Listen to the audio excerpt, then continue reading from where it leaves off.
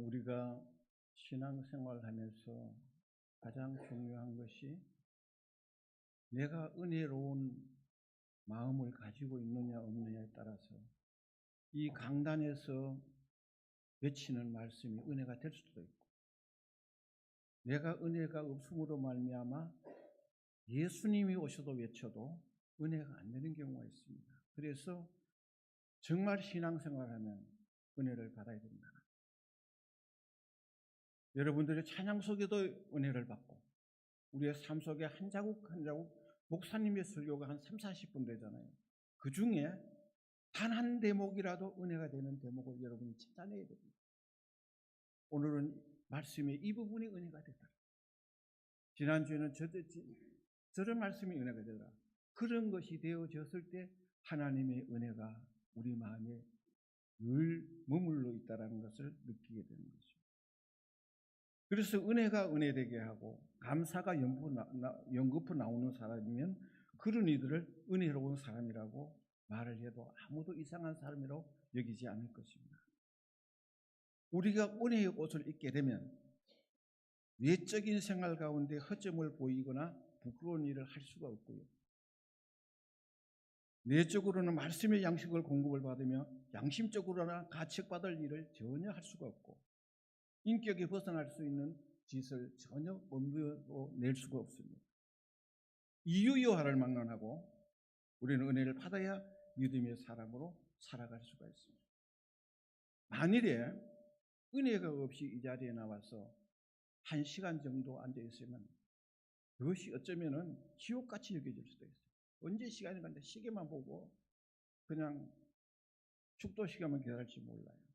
그러시면 은혜가 되어지면은 들어도 또 듣고 싶고, 들었는데도 또 더 듣고 싶은 마음이 생기고, 알았는데도 또 더 알고 싶은 마음이 생기는 것이 은혜입니다. 그럼 은혜로운 사람인지 은혜롭지 못한 사람인지 어떻게 진단할 수 있느냐? 이거는 내가 성경의 내용이 아니고 한 50여 년 동안 사역을 하면서 내가 느낀 바를 여러분들에게 한 몇 가지로 말씀을 드릴게요. 은혜를 받은 사람은 첫째는 예배가 기다려지고 교회 가고 싶은 마음이 생깁니다. 예배가 기다려져. 그런데 교회 가고 싶은 마음이 어느 것보다도 교회 가고 싶은 마음이 최우선입니다. 그게 첫째 은혜 받은 사람입니다. 둘째는 강단에서 외치는 말씀이 자신에게 주시는 말씀으로 느껴지는 거예요. 성경 말씀이지만, 수천 년 전의 성경 말씀이지만 그것이 마치 오늘의 내게 주시는 하나님의 말씀으로 여겨집니다. 그러면 세 번째는 하나님의 말씀을 받으면서 마음의 반성과 뉘우침과 회개하는 마음이 생길 겁니다. 내가 그 부분이 잘못되었구나. 말씀을 들어보니까 비춰보니까 이거는 참 고쳐야 되겠구나. 그런 마음이 생길 때 은혜를 받은 사람입니다. 그 다음에 네 번째는 봉사와 헌금을 해도 아깝거나 싫지 않고 하고 더 하고 싶은 마음이 생기는 거예요. 만일에 하나님 앞에 드리는 헌금이 아까워지면 그 은혜가 받은 사람이라고 하기가 좀 어렵습니다. 드려도 더 드리고 싶은 마음이 생기는 거예요. 하고도 더 하고 싶은 마음이 생기는 겁니다. 그리고 억울함을 당해도 하나님 아신다고 확신이 옵니다. 인간적으로 억울함을 당할 때가 있어요. 응도당도하는 일들이 자기 관계되는 경우도 있고 피해를 입는 경우가 있습니다. 그래도 분명한 것은 하나님은 아시고 계신다는 그거 하나로 위로를 받으면서 그 어려움을 극복해 나갈 수 있다는 사실.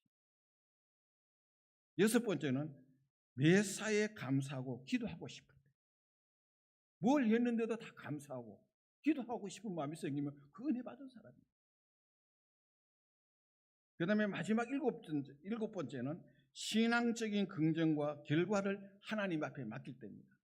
신앙적인 것은 모두 긍정적으로 바라보고 결과는 하나님의 뜻에 맡기게 되어질 때 그 사람이 은혜를 받습니다. 바꾸어 말씀을 드리면 은혜를 못 받는 사람은 어떤 사람이냐? 예배 참석하기 싫어. 교회 가는데 자꾸 핑계 대고 싶어. 그러면 두 번째는 강단에 외치는 말씀이 내게 주는 말씀이 아닌가, 저 아무개 주는 말씀 같아. 그렇게 여겨졌대요. 그 다음에 하나님의 말씀을 들어도 마음의 반성과 뉘우침이 전혀 회개하는 마음이 생기지 않아. 그 은혜가 없는 사람이에요. 봉사하고 헌금을 했는데 아까우고 마치 빼앗긴 것 같아. 그 은혜가 없는 사람이에요. 억울한 일을 당해도 사람 상대로 아니면은 세상 판단으로 받으려고 하는 그런 생각, 은혜를 못 받은 사람이에요. 매사에 비난하고 비판하는 사람, 부정적인 사람, 은혜 못 받은 사람이에요. 그 다음에 인간적인 해석과 그 다음에 세상적 판단을 가지고 기준으로 삼는 사람, 은혜를 못 받은 사람이에요. 그래서 제가 은혜를 받은 사람과 은혜를 못 받은 사람이 무엇인가를 말씀을 드렸습니다. 이외에도 대체적으로 많이 있지만 이 정도로 생각하고 실천하는 사람이라면 은혜 받은 사람으로, 믿음의 사람으로 보셔도 전혀 틀리지 않습니다. 그래서 예수 그리스도의 말씀의 기준으로 믿음으로 감사로 참여하며 우리가 기도하며 주님 앞에 영광 돌릴 수가 있습니다. 고린도전서 13장 1절에 이런 말씀이 있습니다. 내가 사람의 방언과 천사의 말을 할지라도 사랑이 없으면 소리나는 구리와 울리는 꽹과리가 되고라. 여러분, 성도에게 은혜가 없으면 30분의 설교를 들어도 시험이 되어지고, 은혜가 안 되는 것은 기억하면서도 은혜가 되는 것은 다 놓쳐버리는 거예요. 그런 경우가 있습니다. 은혜 되는 말씀은 다 놓쳐버리고 은혜가 안 되는 것만 기억했다가 그걸 가지고 만나. 은혜가 안 되는 거예요. 내 가슴은 철통같이 닫아놓고 은혜를 원하면은 그것은 자가당착입니다. 여러분, 말씀을 전하는데 전하니도 은혜로 전해야 하고 외쳐야 하지만 은혜라는 소중한 마음의 그릇을 준비하여야 그 은혜가 당길 수가 있는 거예요. 내 가슴이 은혜를 담는 그릇이 되어져야 됩니다.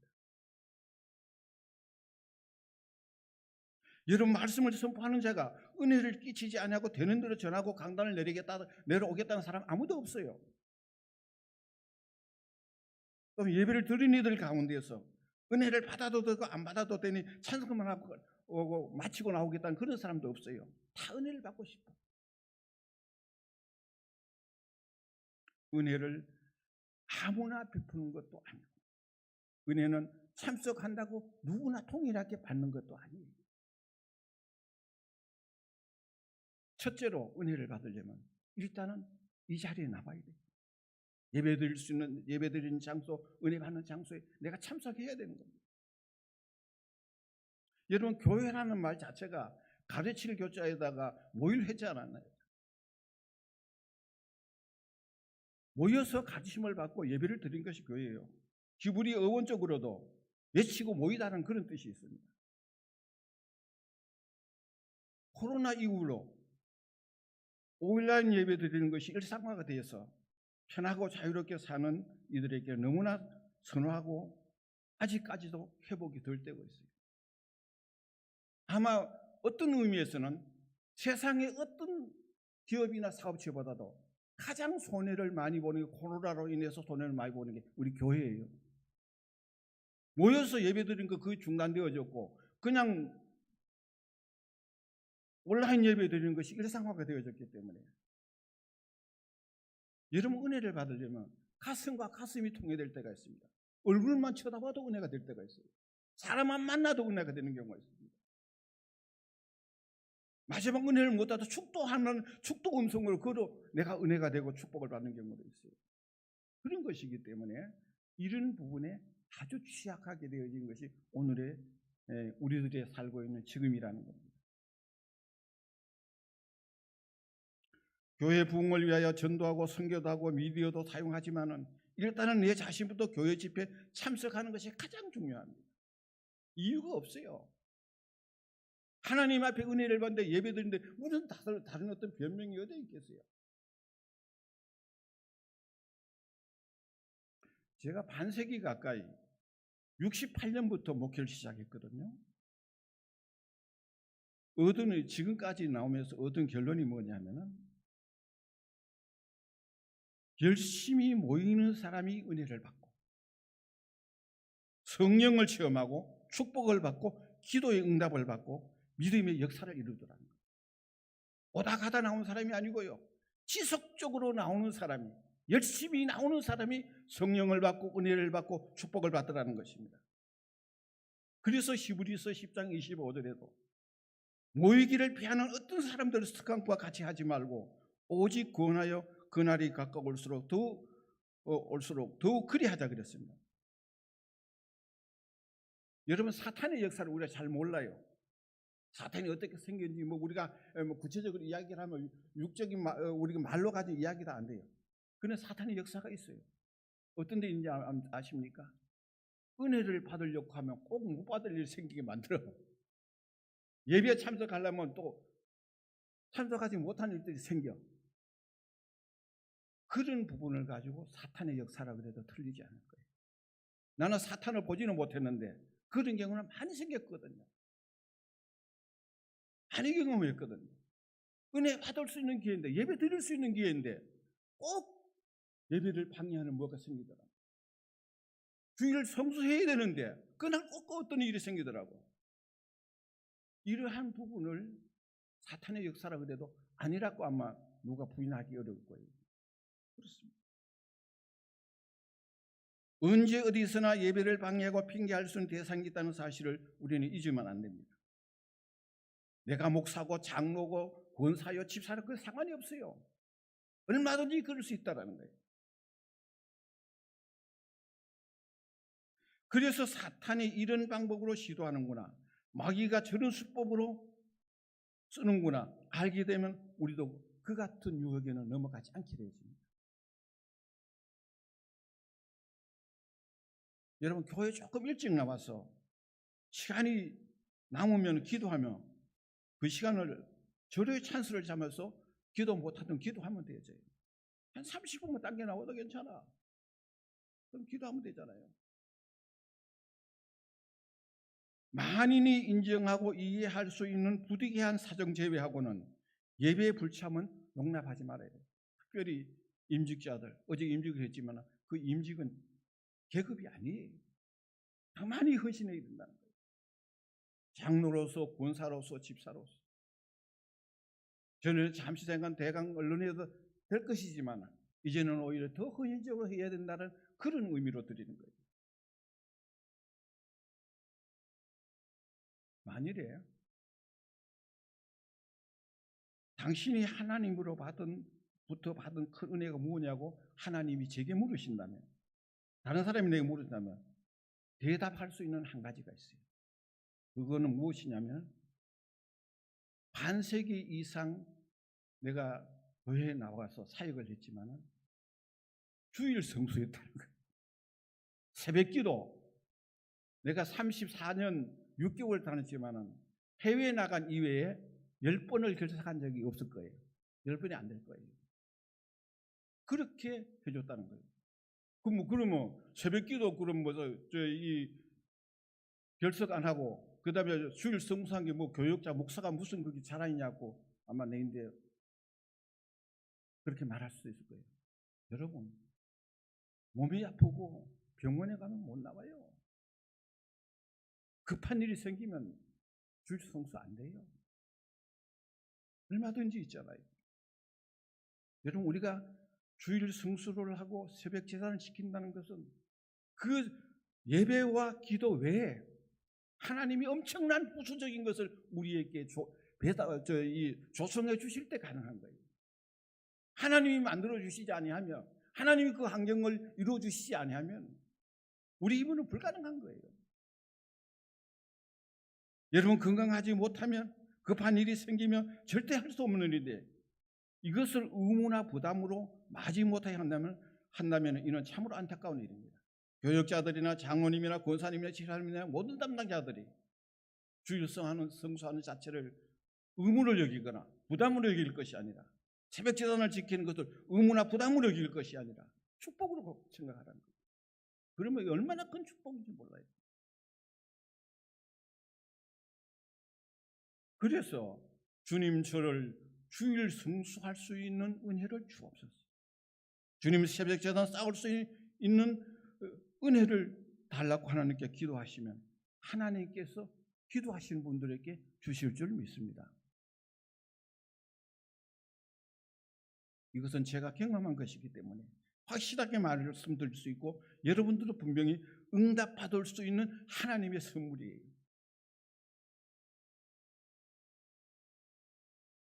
이 유아를 먹는다고 은혜의 보좌 앞으로 나오시면 주님께서 만나주시면 그 부수적인 환경도 건강도 모든 것을 하나님이 마련해 주신다는 거예요. 여러분 그렇게 한번 기도해 보십시오. 두 번째는 감사가 은혜를 더하게 합니다. 기왕 우리가 가지고 있는 마음이고 상황이라면 감사한 마음을 가질 때 은혜를 받을 수가 있다는 거예요. 은혜는 은혜가 차서 못 받는 것이 아니라 불평과 불만이 마음에 차면은 은혜가 머물 수가 없어요. 오늘의 말씀의 제목이 은혜 위에 은혜입니다만은 은혜 아래 은혜일 수도 있어요.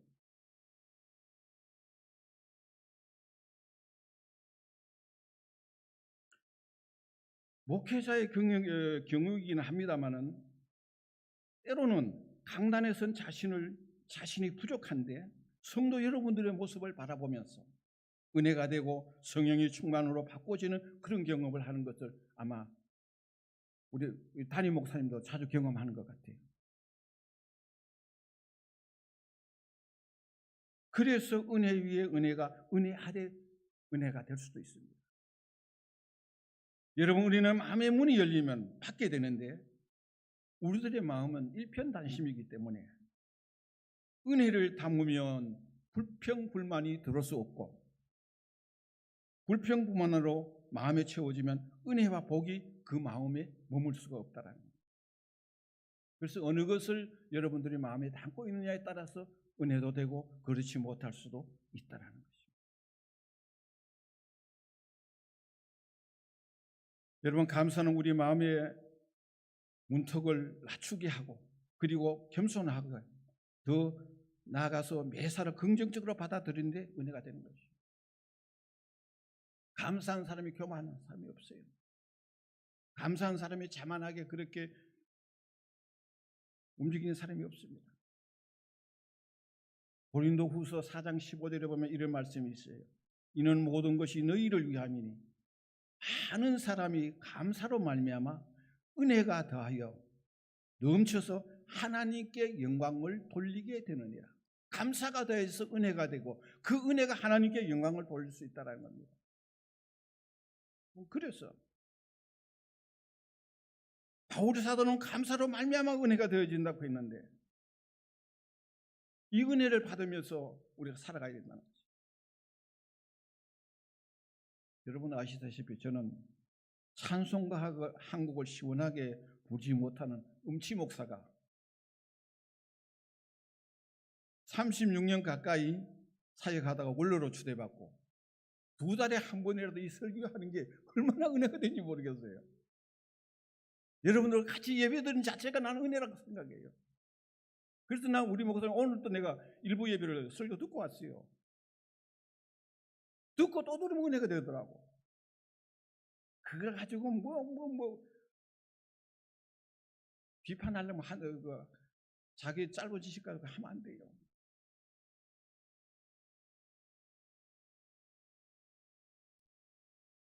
여러분 어떻게 믿으면 은혜가 될 줄로 믿습니까? 아멘 아멘이면 우리 주님도 여러분들의 아멘에 아멘이실 줄 믿습니다.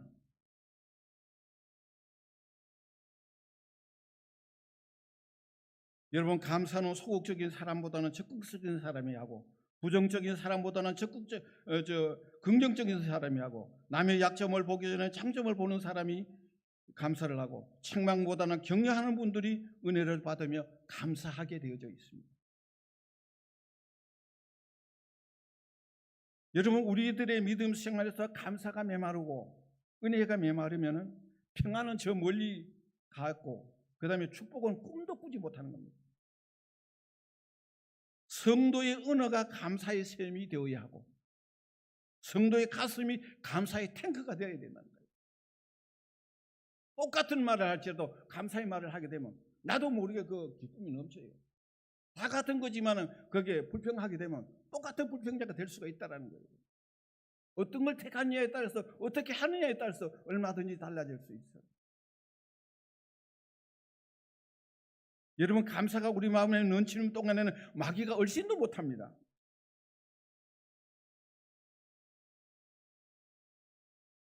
데살로니가 전서 5장 17절에 범사에 감사라, 이것이 그리스도 예수 안에서 너희를 향하신 하나님의 뜻이니라.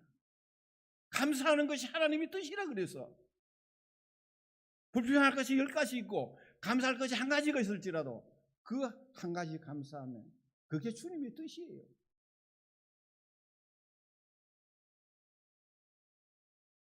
범사란 말은 엠판티라는 이 원어인데 모든 상황과 환경이라는 뜻이에요. 모든 상황과 환경에서 감사하게 되면 자연히 은혜가 될 수 있다는 겁니다. 가정에서, 직장에서, 교회에서, 우리 사회에서 똑같아요.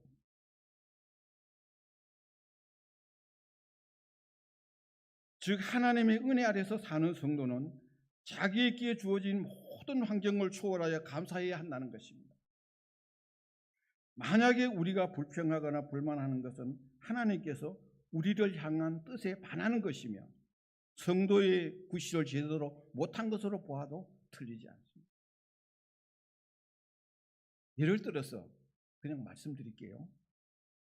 원로 목사가 오랜만에 한번 설교하니까 늙어서 은혜도 안 되는 경우도 있어도 여러분 아멘하면 은혜가 돼요. 또 하나, 가끔씩 한번 설교하니까 별미같이 여겨져서 은혜가 되어도 다른 교역자가 비교하면 안 돼요. 아멘? 예, 그런 거예요. 은혜란 그런 거예요. 다른 건 아니에요. 간단한 것이고 가장 쉬운 것이에요.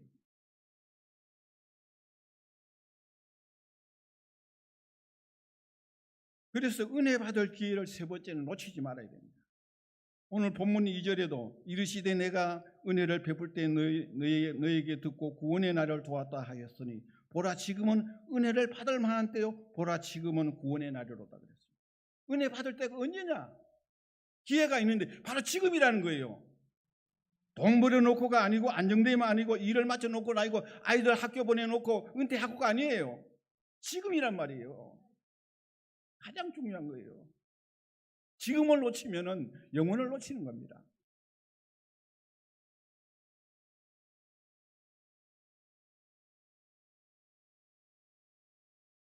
동물의 왕국에서 보면요, 백수의 왕이라 할 수 있는 사자가 작고 연약한 임팔라를 사냥할 때도 전력 질주를 다했어요.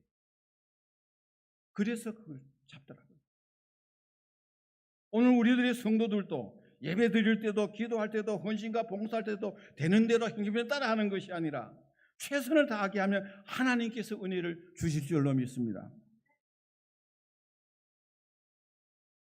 무엇 하나 하고 싶을 때 그때를 놓치지 말고 바로 실천하지 아니하면 이행하지 못하게 되면 그 다음에는 마음이 변하여 머뭇거리거나 아주 못하게 되어져요.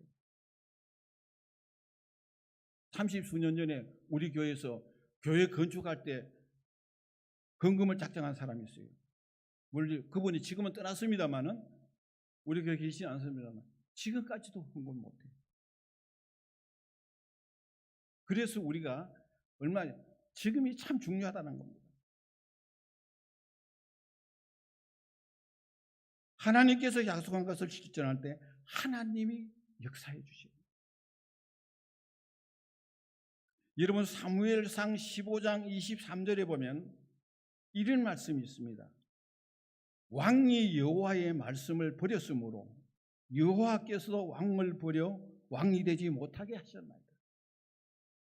왕이 하나님을 버림으로 말미암아 그다음 왕이 못되게 하나님이 하신다는 겁니다. 솔로몬에게 주는 이 말씀이에요. 하나님께서는 우리가 믿고 행하는 만큼 은혜를 내리고 복을 주시는 사실 여러분 잠시라도 잊어버리면 안 돼요. 여러분이 믿고 행하는 것만큼 하나님이 그 이상 갚아주시고 은혜를 주실 줄로 믿습니다. 누가 뭐래도 하나님께서는 우리를 믿고 실천하는 것보다 더 다 보고 계시기 때문에 사람 앞에는 억울한 일이 있을 수 있어요. 그러나 우리 주님 앞에는 없다는 사실을 시간이 흐르고 지나가면 알 수가 있어요. 하나님도 다 알고 계시고 어떻게 살았느냐는 사람은 우리가 속일 수가 있어요. 변명할 수 있고 핑계할 수가 있고 과소평가할 수 있어 그가 합리화시킬 수 있습니다. 그러나 하나님은 모든 것을 다 아시기 때문에 진실한 것밖에 통하지 않습니다. 얼마만큼의 진실하고 깨끗하냐에 따라서 하나님은 그래서 들어주시고 그래서 갚아주시고 그래서 은혜를 주신 것을 얼마든지 경험할 수 있어요. 네 번째는 자신을 낮추고 기도하는 사람에게 은혜를 주세요. 자기를 낮추고 기도하는 사람. 물이 낮은 곳으로 모이고 고이듯이 하나님의 은혜도 자고하거나 교만하면 주의 은혜가 임할 수가 없습니다.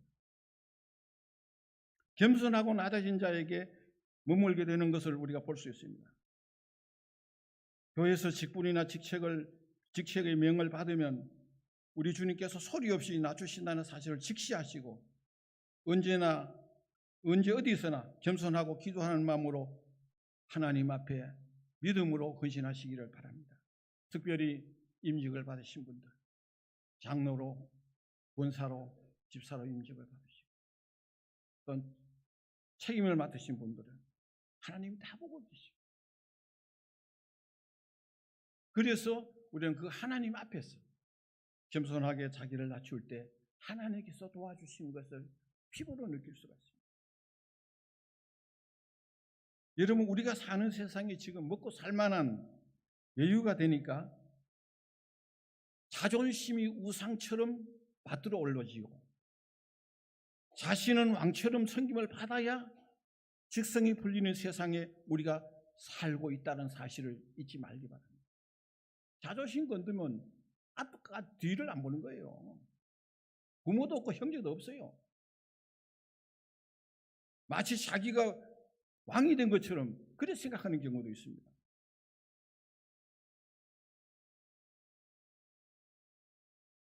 기도가 위대한 것은 그 기도를 통해서 내 자신을 돌아볼 수 있다는 거예요. 기도합니다. 그리고 깨닫게 하고 그리고 나의 현주소를 가감없이 볼 수 있는 방법은 기도의 눈으로밖에 가능합니다. 누가 충고한다고 되는 거 아니에요. 누구 말 듣고 되는 거 아니에요. 책 읽어 되는 거 아니에요. 기도하면은 내 자신을 볼 수가 있고 그 다음에 내 직성이 내 모든 그 현주소를 알게 되어지고 내가 어떤 존재라는 것을 깨닫게 된다는 거예요. 그래서 기도는 내 마음의 문도 열지만 하나님의 뜻도 돌이키시게 한다는 겁니다. 이게 기도예요. 굉장한 겁니다.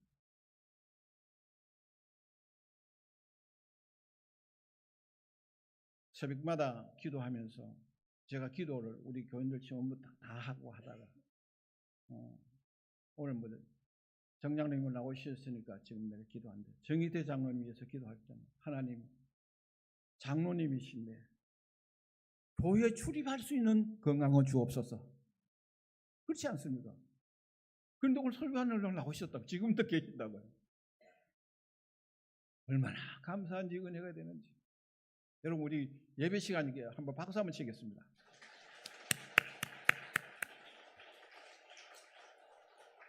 네. 여러분, 그렇습니다. 이 은혜가 이런 거예요. 다른 특별한 은혜가 없어요. 얼마나 감사한 일입니까? 아마 우리가 기도 앞으로 장로님 주일날은 나오실 수 있지 않나 그런 믿음이 나는데 속으로는 은근히 믿어져요.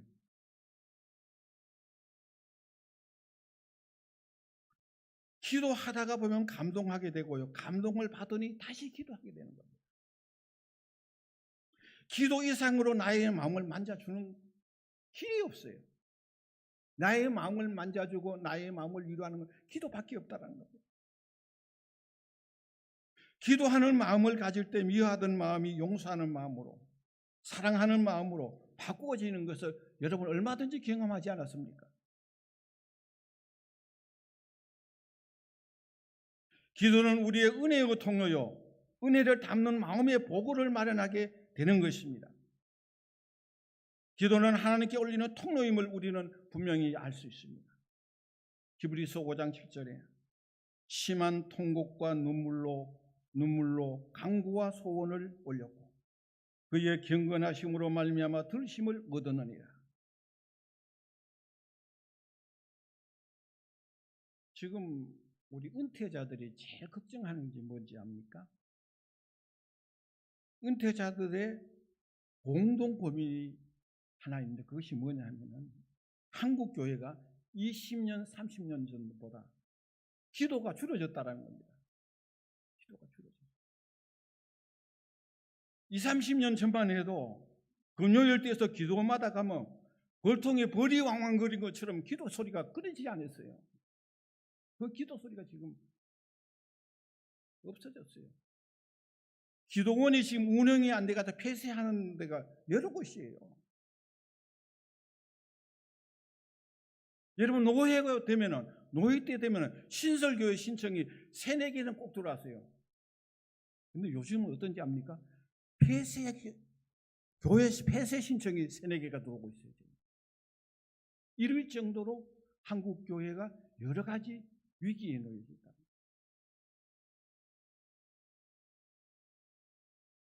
우리 동료들하고 모이면 제가 농담 삼아 한마디 하는 말이 있어요. 코로나 때 내가 목회를 했으면 나는 목회를 못했을 거라고. 왜 그런지 아세요? 나는 뭐 이 인터넷도 잘 못하고 전화기도 잘 안 만질 줄 모르는데 이 뭐 목회하면 뭐가 됐겠어요? 우리 박 목사님 아주 그 능란하니까 그거 잘 하셨지만, 그러니 사형으로 하나님께서 우리 시대에 지내고 이렇게 바꿔주시긴 했지만, 여러분 지금 그렇습니다. 그러기에 우리는 기도하여 은혜를 받아야 하고 한국교회 침체기를 벗어나도록 부흥하도록 여러분 기도해야 합니다.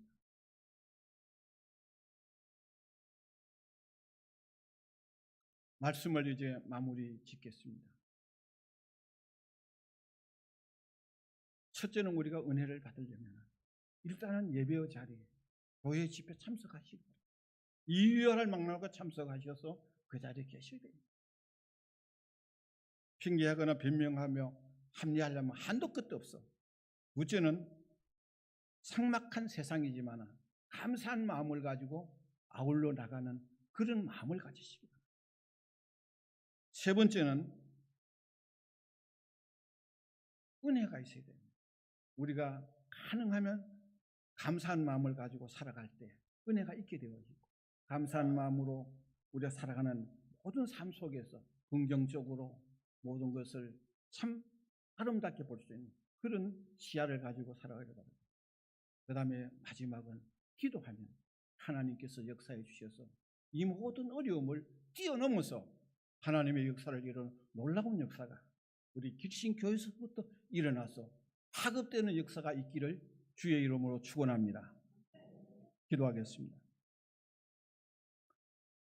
거룩하신 하나님 아버지, 하나님의 귀한 은혜와 사랑을 감사합니다. 은혜가 아니면 우리는 살아갈 수가 없사옵니다. 우리 길신교회 성도들 한 사람 한 사람을 붙잡아 주셨습니다. 은혜의 석에 젖어들 수 있도록 주님이 도와주옵소서. 무릎을 꿇게 해주시고 집회에 참석할 수 있도록 해주시고 감사한 마음을 갖도록 해주시고 기회를 놓치지 않도록 하여 주셨습니다. 하나님 앞에 잘했다 칭찬받을 수 있는 믿음의 사람으로 세워 주옵소서. 우리 박 목사님을 비롯한 온 교역자들이 이 일을 혼신을 기울여 감당할 적마다 아멘으로 하답할 수 있는 모든 성도들이 되게 해 주시기를 간절히 원합니다. 주님이 장중에 붙잡아 주시고 은혜 내려 주시기를 비오면서 감사를 드리옵고 예수님의 이름으로 기도하옵나이다. 아멘.